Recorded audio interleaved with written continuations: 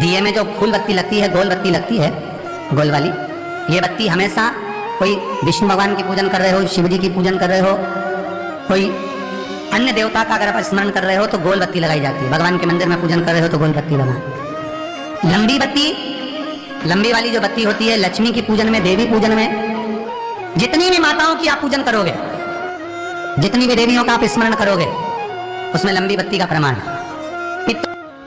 घर में आप पितरों के नाम या देवी के स्थान पर लगाते हैं गोल बाती का दीपक, तो आपके घर से लक्ष्मी धीरे धीरे चली जाएगी। आपके घर धन संपदा नहीं टिकेगी, बीमारियां बनी रहेंगी। आप सोच रहे होंगे कि ऐसा कैसे हो सकता है। आज की ये वीडियो आपके लिए बहुत खास होने वाली है। गुरुजी द्वारा बताई गई एक महत्वपूर्ण जानकारी हम आपके सामने लेकर आए हैं। वीडियो के अंत तक अवश्य बने रहें। गुरुजी ने बताया, यदि आप मंदिर में दिया लगाने जा रहे हैं और दिया को लगाने के बाद कुछ देर अवश्य बैठें। कुछ समय के लिए दिए के पास बैठकर स्मरण अवश्य करें। दीप को लगाने का भी नियम होता है। दीप में जो गोल बत्ती लगती है वो हमेशा शिव जी की पूजन में, विष्णु जी की पूजन में या किसी अन्य देवता के स्मरण के लिए गोल बाती का दीपक लगाते हैं। वहीं लंबी बाती का दीपक लक्ष्मी जी, गौरी जी, जितनी भी माताएं होती हैं उनके पूजन के लिए लंबी बाती के दीपक का प्रमाण है।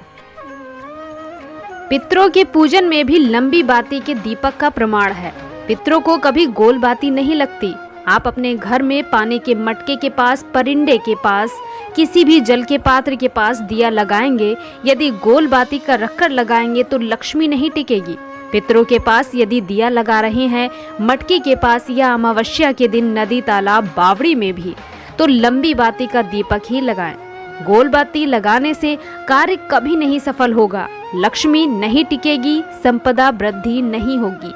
इसलिए लंबी बाती लगाइए। मंदिर में अगर दिया लगाने जा रहे हो, बाती लगाई है आपने मंदिर के अंदर, तो कुछ देर बैठिए, कुछ देर स्मरण करिए। हमारे यहाँ तो यहाँ तक कहा गया है कि किसी मुर्दे को अगर जलाया भी जाता है तो कपाल क्रिया तक रुकना पड़ता है। लंबी बत्ती, लंबी वाली जो बत्ती होती है, लक्ष्मी की पूजन में, देवी पूजन में, जितनी भी माताओं की आप पूजन करोगे, जितनी भी देवियों का आप स्मरण करोगे, उसमें लंबी बत्ती का प्रमाण है। पितरों की पूजन में लंबी बत्ती का प्रमाण है। पितरों को कभी गोल बत्ती नहीं लगती। आप मटके के पास में, परिंदे के पास में, जल के पात्र के पास में कोई भी अगर दिया लगाएंगे तो वहां गोल बत्ती रखकर लगाएंगे तो घर में लक्ष्मी नहीं टिकेगी।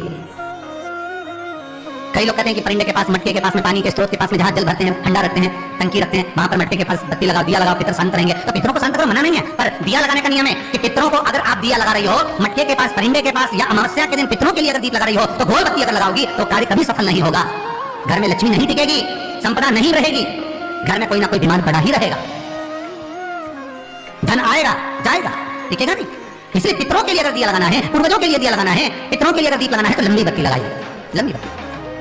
इसी के साथ ही गुरुजी ने बताया कि यदि आपके जीवन में बहुत गरीबी या कष्ट है या बहू बेटे में तलाक की स्थिति पैदा हो जाए तो कार्तिक के महीने में किसी भी दिन की प्रदोष पड़े, तुलसी की जो सूखी लकड़ी होती है उनकी 7 लकड़ी लेकर बंडल बनाकर लकड़ी का दीप बना लें।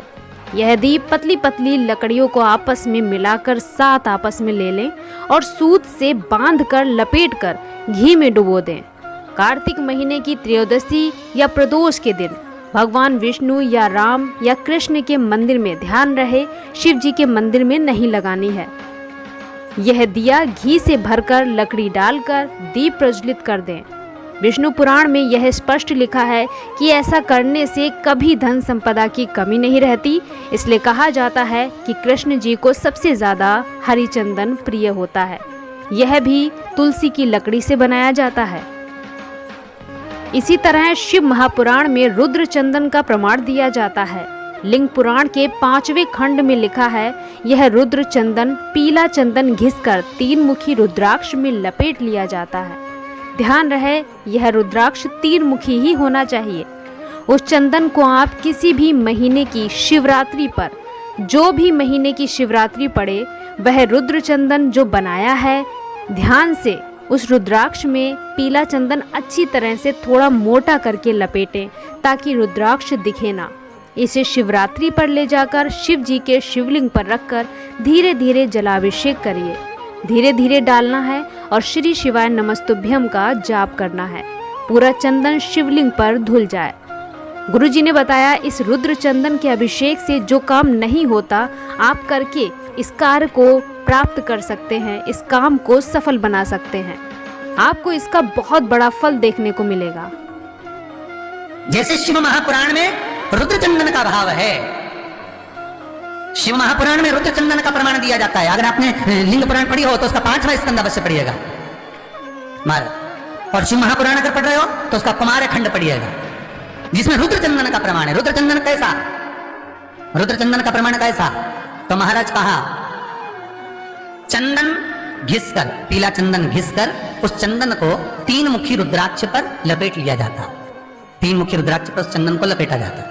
लपेटोगे उसके बाद उसको ऐसा गोल करोगे तो एकदम चिकना हो जाएगा, एकदम चिकना, ठीक है, एकदम चिकना हो जाएगा। और उस चंदन को आप शिवरात्रि के दिन, और कोई से भी महीने की शिवरात्रि, किसी भी महीने की हो, सब फलदायी होती है। अगर आप पंचांग में देखेंगे तो शिवरात्रि लिखी हुई आती है, हर महीने शिवरात्रि पड़ती है। किसी भी महीने की शिवरात्रि पर रुद्र चंदन अर्थात जो चंदन का आपने 3 मुखी रुद्राक्ष में लेपन करा है, उसका गोला बनाया है, वो चंदन अच्छा मोटा मोटा कर लेना, अच्छा बढ़िया, ऐसा नहीं थोड़ा बहुत ही लगा, पूरा रुद्राक्ष दिखना नहीं चाहिए।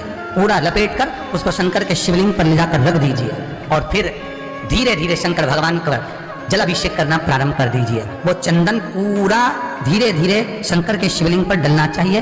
शंकर के मूल मंत्र श्री शिवाय नमस्तुभ्यम का जाप करिए। यह कहलाता है रुद्र चंदन। इस चंदन के अभिषेक से महाराज जो काम नहीं होता आप कर कर उस कार्य को प्राप्त कर सकते हैं।